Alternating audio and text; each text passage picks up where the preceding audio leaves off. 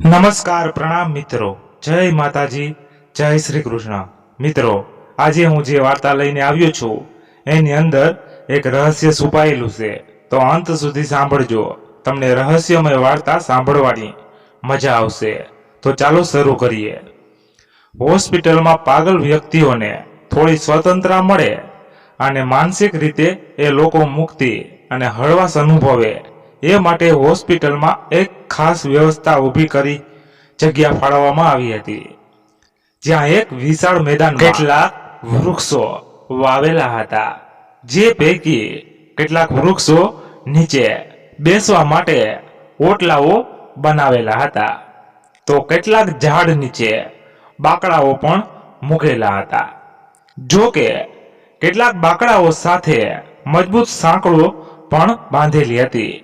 મેદાનની બંને બાજુ મજબૂત સળિયાના દરવાજા વાળા 8-10 રૂમો બનાવેલા હતા, જેની અંદર પણ મજબૂત ખીલાઓ બેસાડી સાંકળો મૂકવામાં આવી હતી.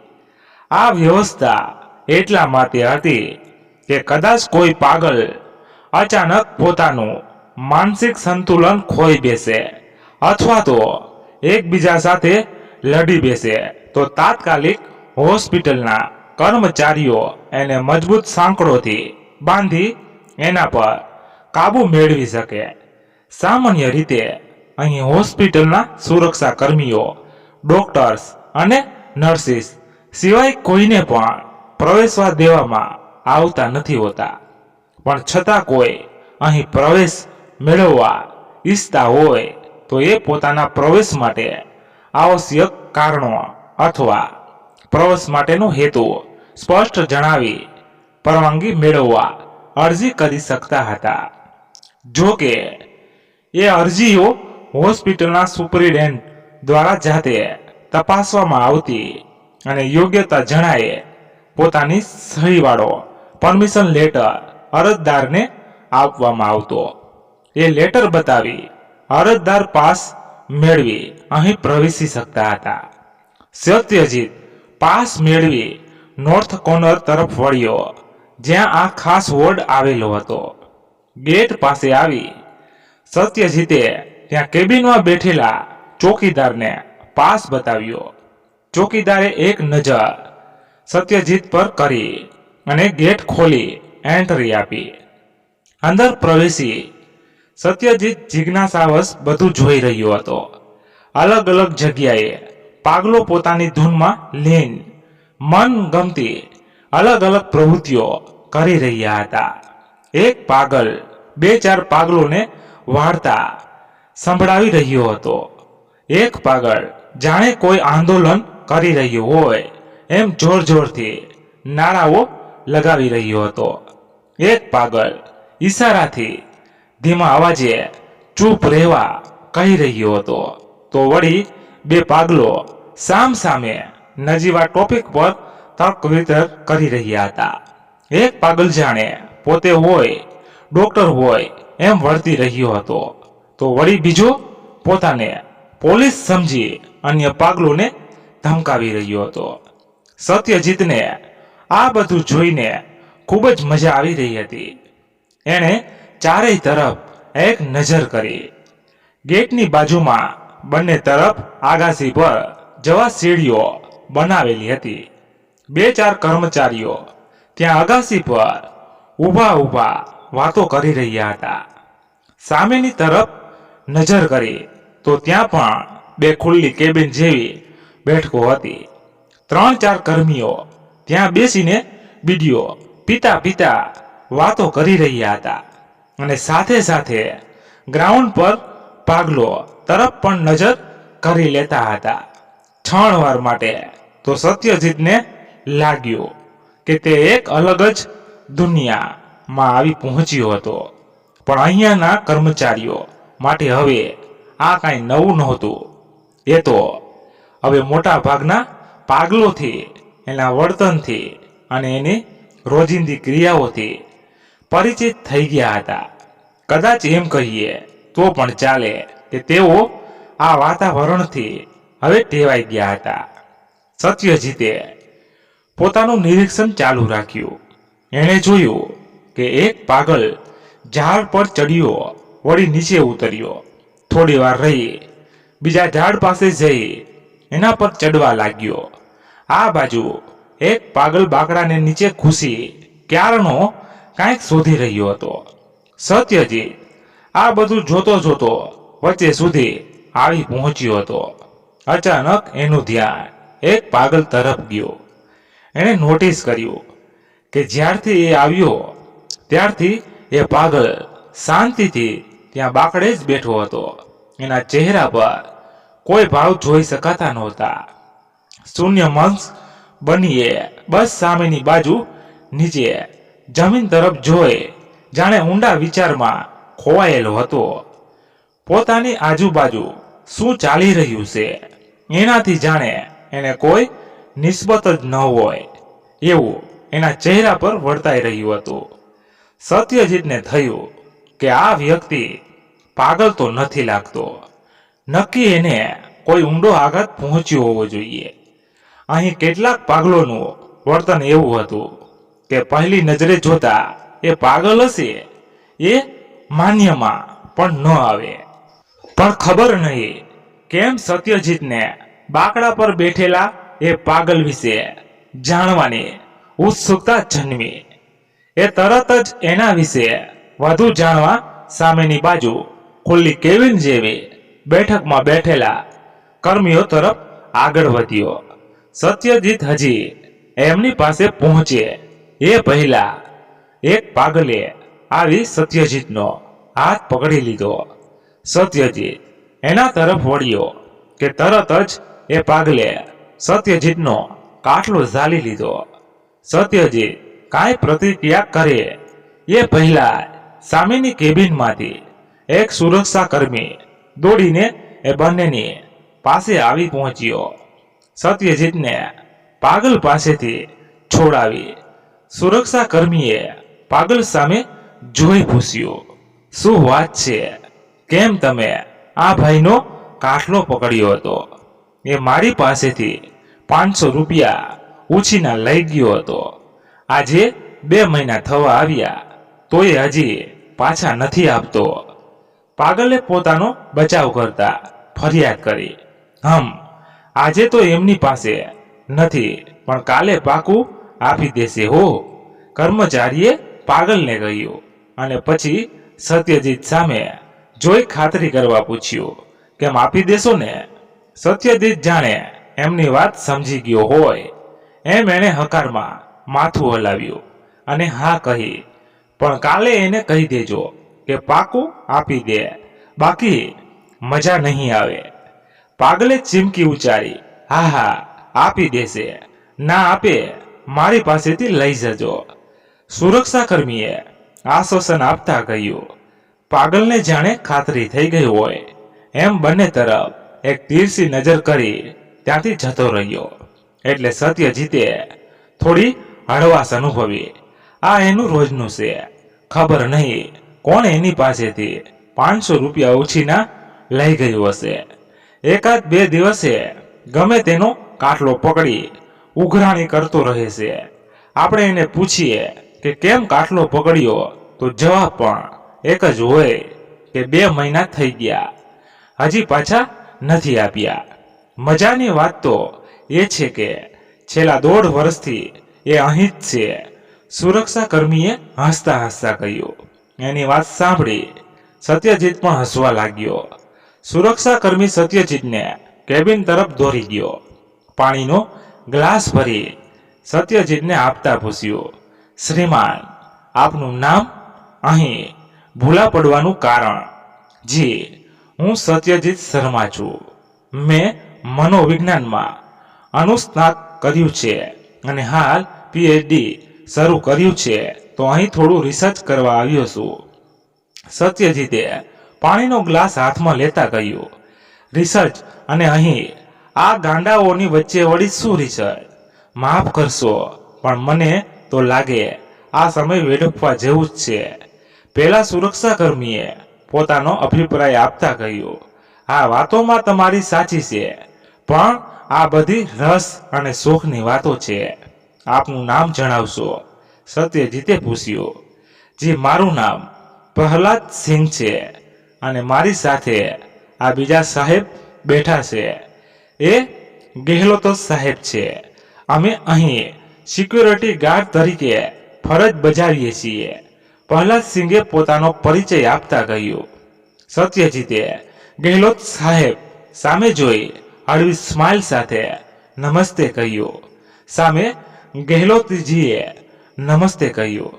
જો તમને કોઈ આપત્તિ ન હોય તો શું હું તમને અમુક પાગલો વિશે પૂછી શકું? કેમ કે મારે પાગલ વ્યક્તિઓના વર્તન વિશે અભ્યાસ કરી મારા સંશોધનમાં એના તારણો વગેરે લખવાના છે. સત્યજીતે પરવાનગી મેળવવા પૂછ્યું. આહા, એમાં આપત્તિ શું હોય? ચોક્કસ પૂરી શકો. પ્રહલાદ સિંહે સહમતિ દર્શાવી. થેન્ક્સ. તો સૌથી પહેલા તો મને પેલા બાકડે જે એકદમ શાંતિથી ઊંડાણપૂર્વક કાંઈક વિચારી રહ્યા છે એના વિશે જાણવાની ઈચ્છા છે. કેમ કે જ્યારથી હું આવ્યો છું ત્યારના એમને એમ જ બેઠા છે. સત્યજીતે જિજ્ઞાસા બતાવતા કહ્યું. તમને શું લાગે છે, એ પાગલ હશે કે નહીં હોય? ગેહલોતજીએ સત્યજીત સામે જોઈને હસીને પૂછ્યું. સાચું કહું તો મને એવું લાગે છે કે એ બીજા પાગલોની સરખામણીએ એટલા પાગલ નહીં હોય. કદાચ એમને કોઈ ઊંડો આઘાત લાગ્યો હોવો જોઈએ અને એના લીધે એ પાગલ થઈ ગયા હશે. સત્યજીતે પોતાનું અનુમાન રજૂ કર્યું. એની વાત સાંભળી ગેહલોતજી અને પ્રહલાદ સિંહ બંને જોર જોરથી હસવા લાગ્યા. એ જોઈ સત્યજીતને આશ્ચર્ય થયું. મનોમન એને વિચાર આવ્યો કે નક્કી એને કંઈક બાફ્યું લાગે. તમને એકને નહીં, અહીં આવનાર દરેકને પહેલી નજરે જોતા એવું જ લાગે છે કે એને કોઈ ઊંડો આઘાત લાગ્યો હશે અને એટલે એ પાગલ થઈ ગયો હશે. અને એટલી હદે પાગલ નહીં હોય. પણ હકીકત એવું બિલકુલ નથી. છેલ્લા 8 વર્ષથી એ અહીં જ છે. ડોક્ટરોનું કહેવું એમ છે કે જન્મથી એના મગજનો વિકાસ થવો જોઈએ એટલો નથી થયો. આથી એના બંને મગજ નહિવત જેટલું જ કામ આપે છે. હકીકત એનો બુદ્ધિઆંક બીજા પાગલોની સરખામણીએ પણ ખૂબ ઓછો છે. ગેહલોતજીની વાત સાંભળી સત્યજીતનું અનુમાન ઝાકળની જેમ હવામાં જ વિલીન થઈ ગયું. એણે અત્યંત આશ્ચર્યથી કહ્યું. ઓહ, ખરેખર એવું છે? મને તો હજી વિશ્વાસ નથી આવતો. સત્યજીતે ગાર્ડ સાથે વાતો કરી રહ્યો હતો ત્યારે એને એક ખ્યાલ પણ આવ્યો કે અહીં કેદીઓની જેમ પાગલો પણ નામથી ઓછા અને નંબરથી વધુ ઓળખાય છે. આજે એને અહીં ઘણું જાણવા મળ્યું હતું. એને તરત જ બેગમાંથી નોટ અને પેન કાઢી કેટલીક વિગતો ટાંકી લીધી. આ બાજુ સત્યજીતને એક પાગલનું ગહન નિરીક્ષણ કરતો જોઈ ગેટ પાસે બેઠેલા ચોકીદારના મનમાં અનેક આશંકાઓ જન્મી. જોકે એની આશંકા સ્વાભાવિક પણ હતી. કેમ કે અત્યાર સુધી ક્યારેય કોઈ મુલાકાતીઓએ આટલું રસપૂર્વક પાગલખાનાનું અને પાગલોનું અવલોકન કર્યું જ નહોતું અને આટલો સમય પણ નહોતો વિતાવ્યો. એણે તરત જ સુપ્રિન્ટેન્ડન્ટ ઓફિસરને ફોન લગાવ્યો. હા બહાદુર, બોલ, શું કામ હતું? સામે છેડેથી અવાજ સંભળાયો. તિવારી સાહેબ, આજે એક મુલાકાતી આવ્યો છે. પોણો કલાકથી અહીં એ એક પાગલને ધ્યાનથી નીરખી રહ્યો છે. મને તો દાળમાં કંઈક કાળું લાગી રહ્યું છે. ચોકીદાર બહાદુર સિંહે કહ્યું. શું નામ છે એનું? સહેજ ગંભીર થઈ તિવારી સાહેબે પૂછ્યું. સત્યજીત. ઓ હા, સત્યજીત શર્મા. હા, એ આજે આવવાનો હતો. ડોન્ટ વરી, એમાં ચિંતા કરવાની જરૂર નથી. એ PhD નો સ્ટુડન્ટ છે અને રિસર્ચ કરવા આવ્યો છે. સુપ્રિન્ટેન્ડન્ટ ડોક્ટર ત્રિવેદી સાહેબે બહાદુરને જણાવતા કહ્યું. ઓકે સાહેબ, આ તો મને એનું નિરીક્ષણ થોડું શંકાસ્પદ લાગ્યું એટલે થયું કે તમને જાણ કરું. સારું કર્યું. બાય ધ વે, હું 10 મિનિટમાં ત્યાં પહોંચું છું. એને મારી ઓફિસમાં આવવા જણાવી દે. ડોક્ટર સજીવ Tiwari, superintendent of the government mental hospital Jaipur, છેલ્લા 18 વર્ષથી એ અહીં પોતાની સેવા બજાવી રહ્યા છે. જોકે વચ્ચે 2 વાર તો એમની બદલી પણ થઈ ચૂકી હતી, પણ તબીબી કારણો દર્શાવી એ અહીંની જ માગણી મૂકી દેતા. ક્યારેક જરૂર પડતી તો રાજકીય વગ પણ વાપરી લેતા. ટૂંકમાં ગમે તેમ કરીને એ અહીં ટ્રાન્સફર મેળવી જ લેતા હતા. એનું એક કારણ તો એ હતું કે જયપુર એનું વતન હતું અને અહીંની આબોહવા એને વધારે માફક આવતી હતી. અને બીજું એક મહત્વનું કારણ એ પણ હતું કે જયપુર એમની ધર્મપત્નીનું પણ વતન હતું. બહાદુર સિંઘે સત્યજીત પાસે જઈ ડોક્ટર તિવારીની ઓફિસમાં જવા જણાવ્યું. જો કે આ વખતે એની નજર સત્યજીતને શંકાસ્પદ રીતે નહોતી જોઈ રહી. સત્યજીતે બહાદુરને હસીને થેન્ક યુ કહ્યું અને ત્યાંથી નીકળી ડોક્ટર તિવારીની ઓફિસની બહાર એક ખુરશી પર એમના આવવાની રાહ જોઈ બેસી ગયો. હજી તો 5 મિનિટ થઈ ત્યાં જ ડોક્ટર સંજીવ સામેથી આવતા દેખાયા. એટલે એણે આદર આપવા સત્યજીત ઊભો થયો અને હસીને નમસ્તે કહ્યું. ડોક્ટર સંજીવે પણ નમસ્તે કહ્યું અને સાથે જ અંદર આવવા કહ્યું. તો સત્યજીત શર્મા કેવો રહ્યો આજનો દિવસ? સંજીવ તિવારીએ ઓફિસમાં દાખલ થઈ પોતાની ચેઇન પર બેસતા પૂછ્યું અને સત્યજીતને બેસવા કહ્યું. થેન્ક્સ, આજનો દિવસ ખૂબ જ સરસ રહ્યો. સાચું કહું તો મને તો પાગલોનું અવલોકન કરવામાં ખૂબ જ રસ પડ્યો. સત્યજીતે ઉત્સાહથી જવાબ આપ્યો. ગુડ, મને તો એમ હતું કે તું અહીં પહેલા જ દિવસે કંટાળી જઈશ. વેલ, એક વાત પૂછું? ડોક્ટર તિવારીએ પૂછ્યું. હા સર, પૂછો ને, એમાં શું? સત્યજીતે હસીને કહ્યું. પહેલા તો એ કહે કે અનુષ્ઠાન કર્યાના 4 વર્ષ પછી કેમ તને પીએચડી કરવાનો વિચાર આવ્યો અને પીએચડી માટે પાગલોના વર્તન અંગેનો અભ્યાસ અને તારણો, આ વિષય જ કેમ પસંદ કર્યો? કોઈ ખાસ કારણ? ડોક્ટર સંજીવે જિજ્ઞાસા બતાવી પૂછ્યું. સર, એમાં એવું છે કે મનોવિજ્ઞાન મને ખૂબ જ પસંદ છે. માનવીય વર્તનોનો અભ્યાસ કરવો મને ખૂબ જ ગમે છે. મારી ઈચ્છા હતી કે હું કંઈક અલગ કરીને સમાજ સેવા કરું.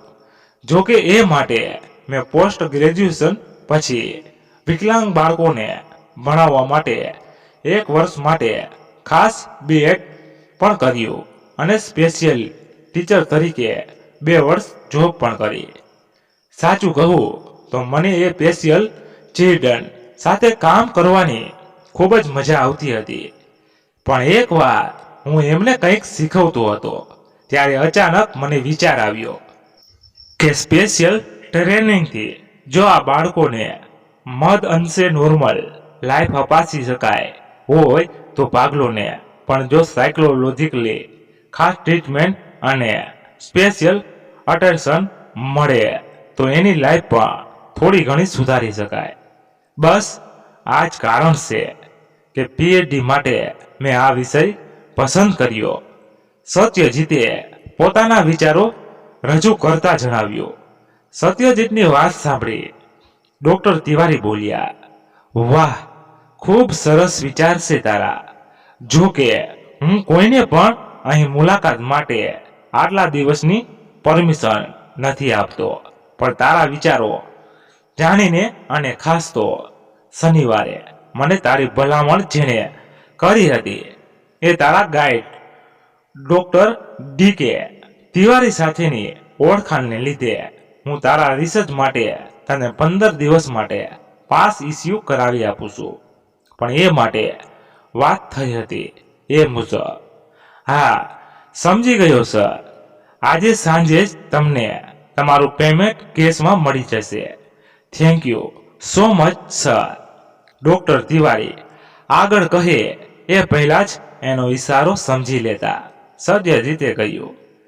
શનિવારે સત્યજીત એના ગાઈડની ભલામણથી ડોક્ટર સંજીવને મળવા ગયો હતો. ત્યારે સત્યજીતે પોતાના રિસર્ચ વિશે થોડી ઘણી વાત કરી હતી અને સાંજે જ 2 અઠવાડિયા સુધી એન્ટ્રી પાસની માગણી મૂકી હતી.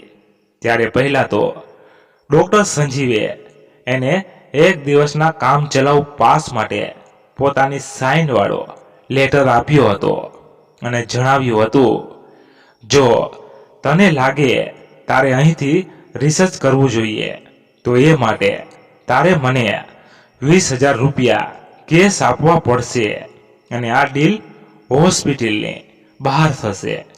જો મંજૂર હોય તો સોમવારે મને જણાવજે. રિસર્ચ માટે 15 દિવસનો પીળો પાસ મેળવી સત્યજીત ખૂબ જ ખુશ હતો. એને ખૂબ જ બારીકાઈથી હોસ્પિટલનું અને પાગલોનું નિરીક્ષણ કર્યું. સાથે જ થોડા દિવસોમાં તો એણે હોસ્પિટલના કેટલાક સુરક્ષા કર્મીઓ અને ડોક્ટર્સ સાથે સારા સંબંધો પણ બનાવી લીધા હતા. ચોકીદાર બહાદુર સિંઘ અને 45 વટાવી ચૂકેલા ગેહલોતો સાહેબ તો એના ખાસ મિત્રો જેવા બની ગયા હતા. જોકે સાથે જ ડોક્ટર સંજીવ તિવારીનો ભરોસો પણ સત્યજીતે પોતાની આવડતથી જીતી લીધો હતો અને એમની પાસેથી ઘણી વહીવટી માહિતીઓ અને પાગલોને ઓળખવાની કેટલીક ટેકનિક્સ પણ સત્યજીતને શીખવા મળી. આમ 15 દિવસ સત્યજીત માટે ખૂબ જ સફળ રહ્યા.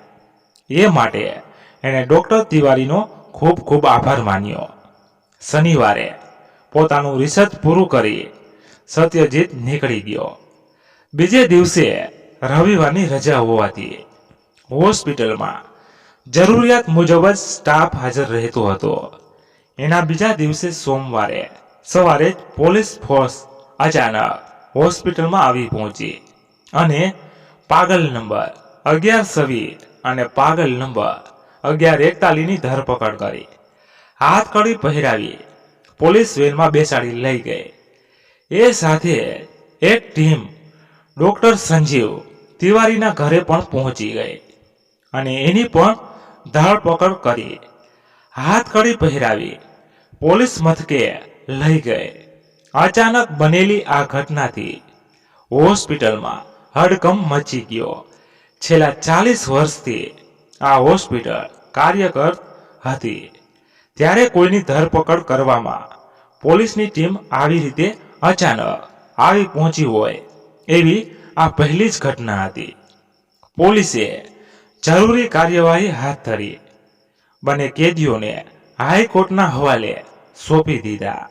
જ્યારે ડોક્ટર સંજીવ તિવારીને એસીબીના હવાલે સોંપવામાં આવ્યા. ત્યારબાદ બપોરે 3:30 વાગ્યે પ્રેસ કોન્ફરન્સ રાખવામાં આવી. આ બાજુ ન્યૂઝ ચેનલોમાં સમાચાર વહેતા થયા. બ્રેકિંગ ન્યૂઝ, વકીલ ઓમ પ્રકાશ હત્યા કેસના આરોપી દેવધર કુમારની મેન્ટલ હોસ્પિટલમાંથી ફરી ધરપકડ કરવામાં આવી છે.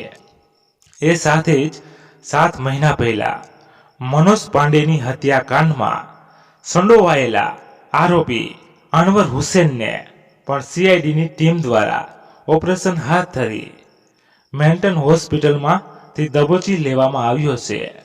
સૂત્રો દ્વારા મળતી માહિતી મુજબ આ બંને ગુનેગારોએ કોર્ટ અને કાયદાઓથી બચવા ખોટા મેન્ટલ સર્ટિફિકેટ બનાવડાવ્યા હતા.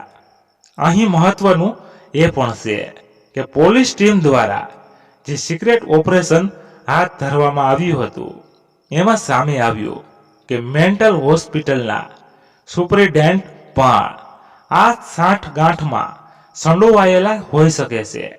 વધારે માહિતી માટે જોતા રહો અમારી ચેનલ.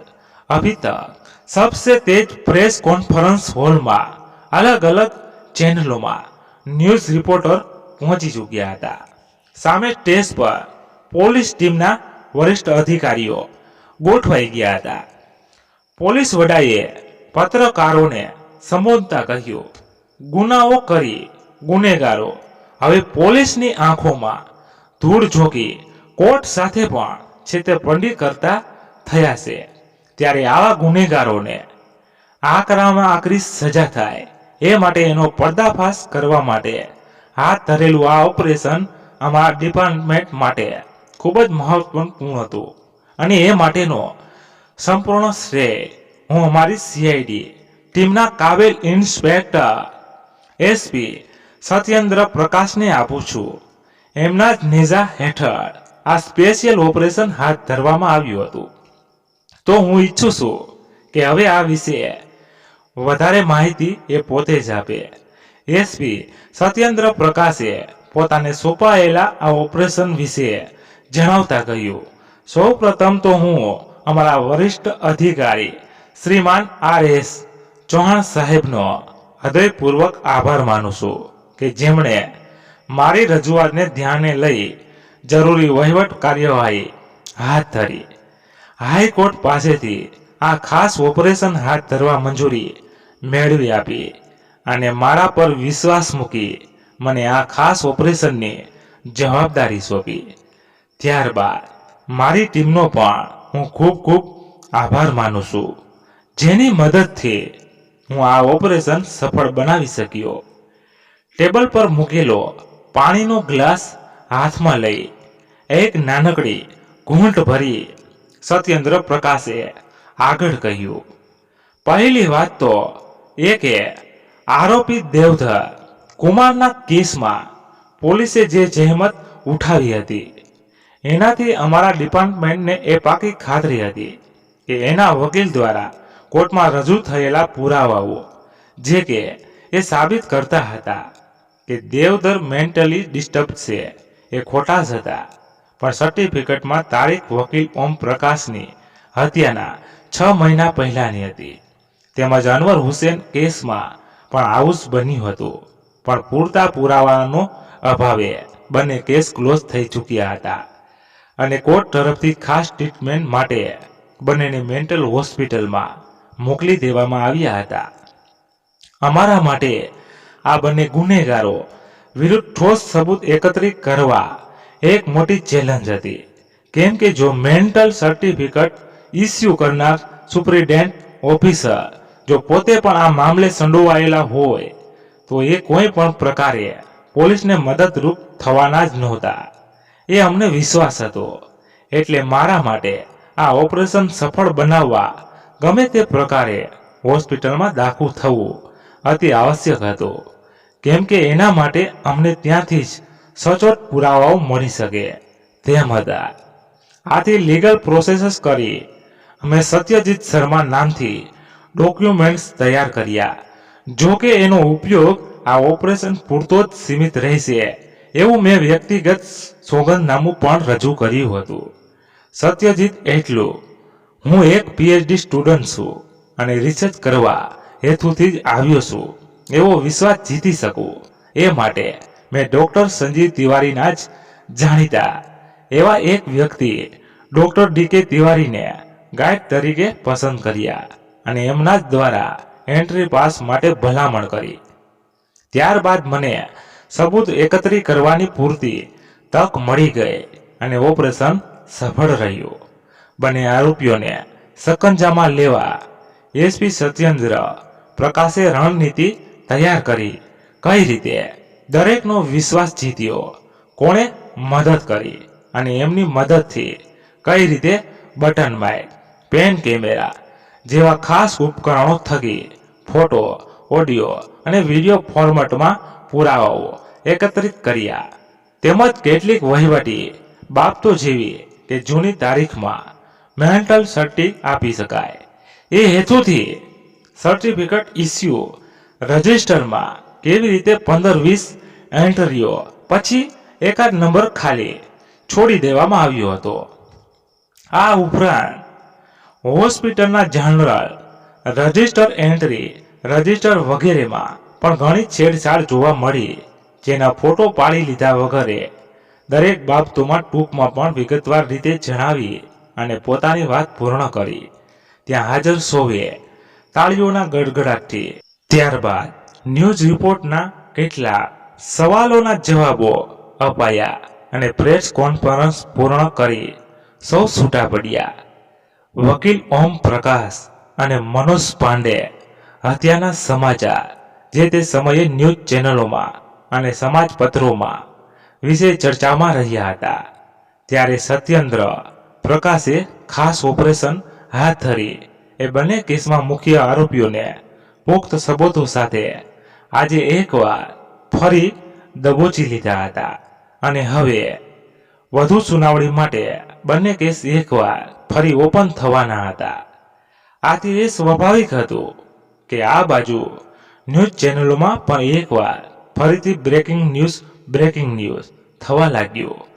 સપનામાં પણ ક્યારેય જેને જેલના સળિયા ગણવાનો વિચાર સુધા નહોતો આવ્યો એને આજે એના જ નસીબે હકીકતે જેલના સળિયા પાછળ ધકેલી દીધા હતા.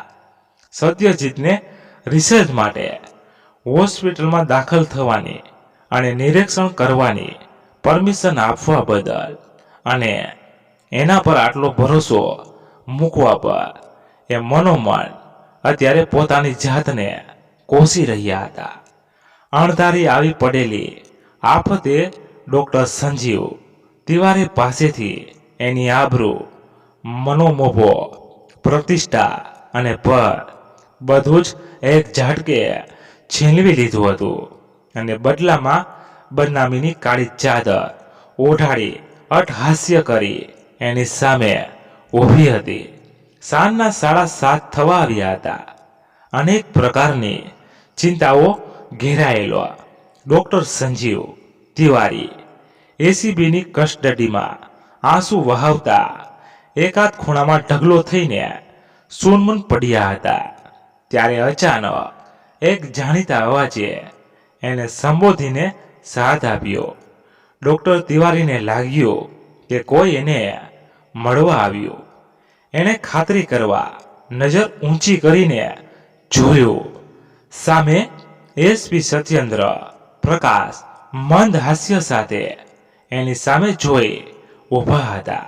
એને જોઈ તરત જ ડોક્ટર સંજીવ પોતાની જગ્યાએથી સફાળા ઊભા થઈ ગયા. એની તરફ ઘસી આવ્યા. આંખોમાંથી છલકતા આક્રોશ સાથે તરત જ એણે સળિયા વચ્ચેની જગ્યામાંથી બંને હાથ બહાર કાઢી સત્યેન્દ્રની કોલર ઝાલી લીધી અને કહેવા લાગ્યા, મેં તારા પર આટલો ભરોસો મૂક્યો. તું ખરેખર તારું રિસર્ચ કરવા આવ્યો છો એમ જાણી નાની નાની વિગતો પણ તને આપી. તને તારા કરિયરમાં ક્યારેક કામ આવશે એવું વિચારી વહીવટી બાબતો પણ સમજાવી અને તે મને જ પકડાવી દીધો. માન્યો કે મેં તારી પાસેથી પૈસા લીધા હતા, પણ મેં તારા પર ભરોસો મૂકીને મારી ગેરહાજરીમાં પણ મારી ઓફિસમાં પ્રવેશવાની અને તારું રિસર્ચ કરવાની છૂટછાટ આપી. એનું તે આ વળતર આપ્યું. તને તો હું જોઈ લઈશ. એ તો અહીંથી પહેલા બહાર નીકળો, પછી વિચારજો. સત્યેન્દ્ર પ્રકાશે કટાક્ષભર્યા સ્મિત સાથે કોલર છોડાવતા કહ્યું, તારા સિક્રેટ ઓપરેશનનો મુખ્ય હેતુ તો દેવધર અને અનવર વિરુદ્ધ પુખ્ત સબૂતો ભેગા કરી એને સકંજામાં લેવાનો જ હતો. તો એની સાથે મને પણ શું કામ પકડાવ્યો? તે જો ધાર્યું હોત તો તું મને બચાવી શકતો હતો. ડોક્ટર તિવારીએ પોતાની ફરિયાદ જણાવતા કહ્યું. આ સાંભળી સત્યેન્દ્ર પ્રકાશ ખડખડાટ હસવા લાગ્યા અને કહ્યું, હા, મેં ધાર્યું હોત તો હું ચોક્કસ તમને બચાવી શકતો હતો, પણ મારે ધારવું જ નહોતું. તમને શું લાગે મેં આરોપીઓને પકડવા માટે આ ઓપરેશન હાથ ધર્યું હતું? હકીકતે મારા માટે તો એ આરોપીઓ ઓપરેશન હાથ ધરવા માટેનું માત્ર એક માધ્યમ હતા. મતલબ? ડોક્ટર સંજીવ તિવારીએ સત્યેન્દ્રનું ઉદ્દેશ જાણવા પૂછ્યું. મતલબ કે પોલીસ ડિપાર્ટમેન્ટ તરફથી આ ઓપરેશન દેવધર અને અનવર વિરુદ્ધ સબૂતો એકત્રિત કરવાના હેતુથી જ હાથ ધરવામાં આવ્યું હતું અને ચર્ચાઓ પણ અત્યારે એ બંને આરોપીઓની જ ચાલે છે.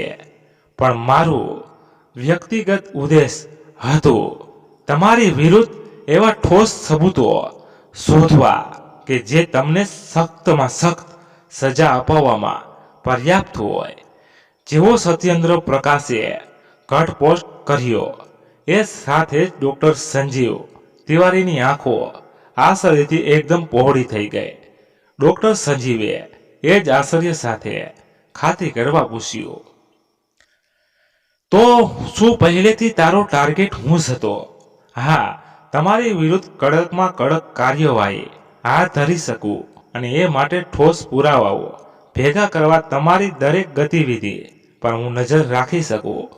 એ માટે જ મેં દેવધર કુમાર અને અનવર હુસેન વિરુદ્ધ સબૂતો એકત્રિત કરવાનો હેતુ દર્શાવી આ ઓપરેશન હાથ ધરવા ડિપાર્ટમેન્ટને રજૂઆત કરી હતી. હકીકતે મારા માટે એ બંને તો ખાલી મોહરા જ હતા. સાચું કહું તો એના બહાને એક આંખ તો મારી ખાસ તમારા પર જ હતી. સત્યેન્દ્ર પ્રકાશે સ્પષ્ટતા કરતા કહ્યું. સત્યેન્દ્ર પ્રકાશની સ્પષ્ટતાથી ડોક્ટર તિવારીના પગ તળેથી જાણી જમીન ખસી ગઈ. ક્ષણભરમાં એમના મનમાં અનેક આશંકાઓ જન્મી ચૂકી. એસપી સત્યેન્દ્ર પ્રકાશે શા માટે એની વિરુદ્ધ આ ષડયંત્ર ઘટ્યું હતું એનું કારણ હજી એ વિચારી શકતા નહોતા. એણે તરત જ પૂછ્યું, માન્યું કે એક સરકારી અધિકારી તરીકે મેં કેટલાક ગુનેગારોને ખોટા સર્ટિફિકેટ અપાવી મારી સત્તાનો દુરુપયોગ કર્યો, પણ મેં તારું શું બગાડ્યું હતું કે જેને લીધે તું આટલી નફરત કરે છે? મારા પ્રત્યે આટલી ધૂણા રાખવાનું કારણ જણાવીશ?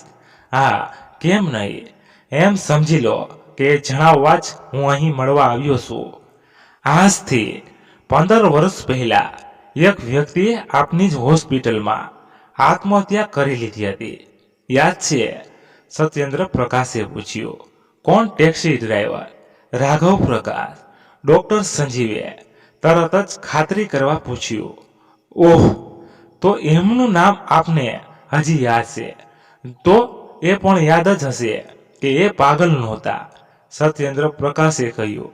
તું કઈ રીતે કહી શકે કે એ પાગલ નહોતા?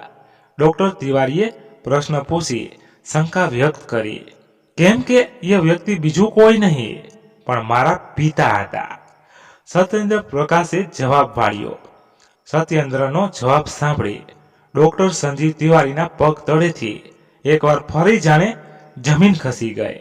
એમણે ક્યારેય વિચાર્યું પણ નહોતું કે જે વ્યક્તિને એને ખોટી રીતે માનસિક રીતે અસ્થિર ઘોષિત કર્યો હતો એનો જ દીકરો એની સામે એક દિવસ કાળ બનીને ઊભો રહેશે.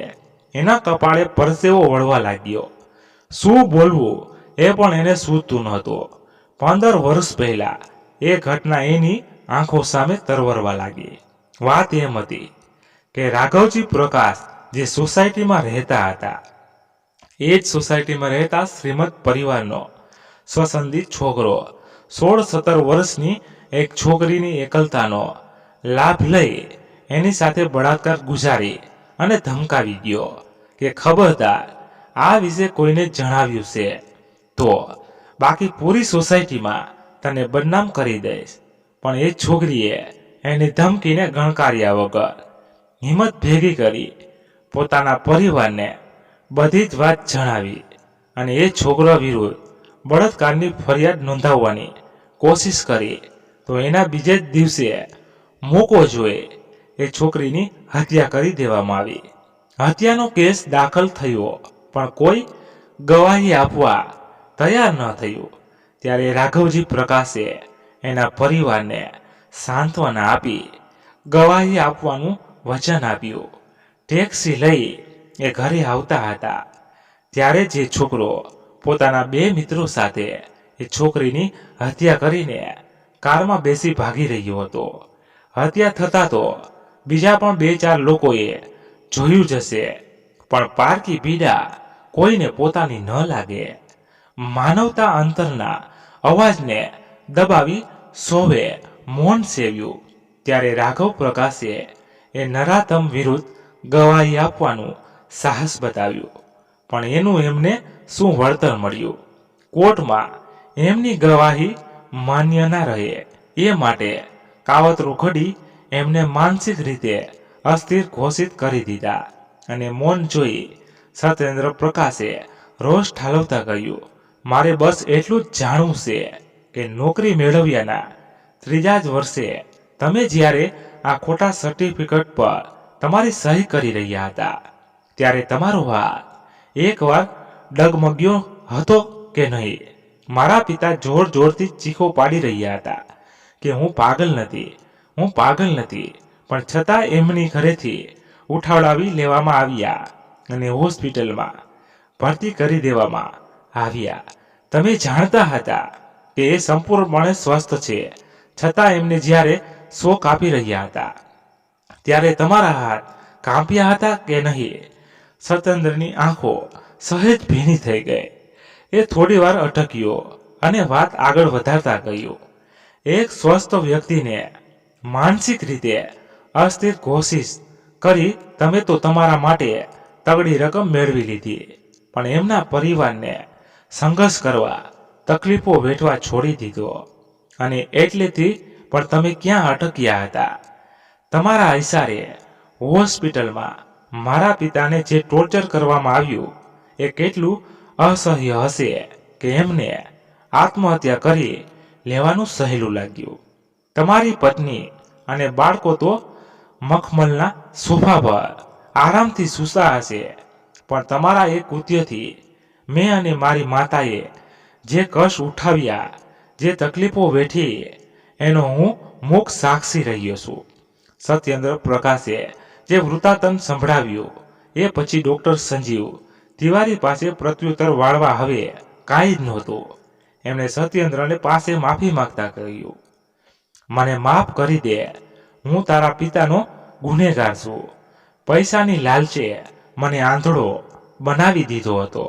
મેં જે કર્યું એ માફીને લાયક તો નથી, પણ આજે હું 2 હાથ જોડી વિનંતી કરું છું કે ઉદારતા બતાવી મને માફ કરી દો. ડૉક્ટર સંજય તિવારીના શબ્દો સાંભળી સત્યેન્દ્ર પ્રકાશ તરત જ તાડુકી ઉઠ્યો. માફી ગુનેગારોની ઢાલ બની. ખબર નહીં કેટલા પરિવાર સાથે તમે અન્યાય કર્યો હશે. મારા પિતા જેવા નિર્દોષ કેટલાયને માનસિક રીતે અસ્થિર જાહેર કરી એના પરિવારને તકલીફો વેઠવા અને સંઘર્ષ કરવા મજબૂર કર્યા હશે. તમારા જેવા લોકો સમાજ માટે કલંક છે, કલંક. તમને માફી નહીં પણ કઠોર સજા મળવી જોઈએ. અને વિશ્વાસ રાખો, એ હું તમને અપાવીને જ જંપીશ. સત્યેન્દ્ર આટલું કહી ત્યાંથી નીકળી જ રહ્યો હતો કે અચાનક એ પાછો વળ્યો અને કહ્યું, છેલ્લા 15 વર્ષથી મારા હૃદયમાં દિવસ રાત પ્રતિશોધની બળબડતી અગ્નિ સળગતી રહી. જોકે હું નસીબદાર છું કે પ્રતિશોધ લેવાની મને તક મળી. તમારી તો હું એટલી આકરી પૂછપરછ કરાવીશ કે જિંદગીને એક એક પળ તમને અસહ્ય લાગવા લાગશે. 15 દિવસમાં મેં તમારી વિરુદ્ધ એટલા પુરાવાઓ એકઠા કર્યા કે તમે મોત માટે તરસતા રહી જશો, પણ તમારું ઇન્વેસ્ટિગેશન ખતમ જ નહીં થાય. ડૉક્ટર સંજીવ તિવારી સામે આટલા વર્ષોથી હૃદયના એકાદ ખૂણે સળગતો આક્રોશ ઠાલવી સત્યેન્દ્ર પ્રકાશ ત્યાંથી નીકળી ગયો. પોલીસ ઇન્વેસ્ટિગેશન અને પુખ્ત પુરાવાના આધારે કોર્ટે 2 મહિના પછી ડૉક્ટર તિવારી અને વખત ગેરરીતે આચરવા બદલ 20 વર્ષની કઠોર સજા અને 5 લાખ રૂપિયાનો દંડ ફટકાર્યો અને સજા ભોગવવા જેલ સિપાહીઓના હવાલે સોંપી દીધા. આ બાજુ અનવર હુસેન અને દેવધર કુમાર વિરુદ્ધની તપાસમાં ગેહલોત સાહેબ અને ચોકીદાર બહાદુર સિંઘે સરકારી ગવાહ બની પોલીસને ઘણી જ મદદ કરી હતી. એ માટે સત્યેન્દ્ર પ્રકાશે એમનો વ્યક્તિગત રીતે આભાર માન્યો અને મનોમન એમની નિષ્ઠાને હૃદયપૂર્વક વંદન કર્યા. આ વાતને એકાદ મહિનો વીતી ગયો. ટીવી ચેનલો અને સમાજપત્રો અન્ય સમાચારો તરફ વળી ચૂક્યા હતા. અલબત્ત પોલીસ પણ અન્ય કેસોની તપાસમાં વળગી ગઈ હતી અને લોકો પણ ધીમે ધીમે આ ઘટનાને ભૂલવા લાગ્યા હતા. એક દિવસ સવારે જ્યારે એસપી સત્યેન્દ્ર પ્રકાશ મોર્નિંગ વોક કરી ગાર્ડનમાં એક બાગડે બેઠા બેઠા ગંભીર વદને ઊંડાણપૂર્વક કંઈક વિચારી રહ્યા હતા. ત્યાં જ અચાનક એમના એક સાથી મિત્ર રાવત સાહેબ ત્યાં આવ્યા અને કોઈ જ ઔપચારિકતા વગર બાજુમાં બેઠા અને સીધું જ પૂછ્યું, આજના સમાચાર મળ્યા? રાવત સાહેબનો અવાજ કાને અથડાતા સત્યેન્દ્ર પ્રકાશનું ધ્યાન એમના તરફ ગયું. એણે એમને આવકારતા કહ્યું, અરે રાવત, આવ. ક્યાં સમાચાર? થોડી વાર પહેલા જ સમાચાર મળ્યા કે જેલમાં ડોક્ટર સંજીવ તિવારીએ ફિનાઇલ બોટલ ગટગટાવી આત્મહત્યા કરી લીધી. રાવત સાહેબે સમાચાર આપતા જણાવ્યું, હા, મને પણ હમણાં જ 10 મિનિટ પહેલા ફોન હતો. સત્યેન્દ્ર પ્રકાશે કહ્યું, તને શું લાગે એણે શા માટે આત્મહત્યા કરી લીધી હશે? શું એને પસ્તાવો થયો હશે કે જેલમાં રહેવું અસહ્ય લાગ્યું હશે કે પછી અત્યાર સુધી સન્માનપૂર્વક જીવ્યા બાદ આટલી બદનામી સહન નહીં કરી શક્યા હોય? રાવત સાહેબે રસ દાખવતા કહ્યું. સત્યેન્દ્ર પ્રકાશે ગંભીરતાથી બસ એટલું જ કહ્યું. એણે કયા કારણે આત્મહત્યા કરી એ તો એ જ જાણે, પણ હા, હું ઈચ્છતો જ હતો કે એ આત્મહત્યા કરવા મજબૂર થઈ જાય. રાવત સાહેબ આ સાંભળી વિચારમાં પડી ગયા કે સત્યેન્દ્ર આ શું કરી રહ્યો છે, પણ એના અવાજમાં આજે જે કઠોરતા હતી એ આ પહેલા ક્યારેય એણે જોઈ નહોતી.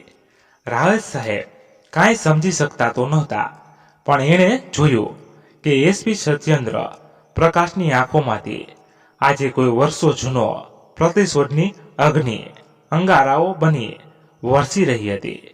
મિત્રો, આ વાર્તા અહીં સમાપ્ત થાય છે.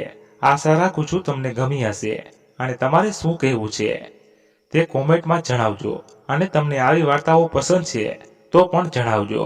અને પસંદ આવી હોય તો એક લાઈક કરી તમારા વધુમાં વધુ મિત્રો સાથે શેર કરજો અને અમને આનંદ મળે એટલે વધુ વાર્તા લાવવામાં.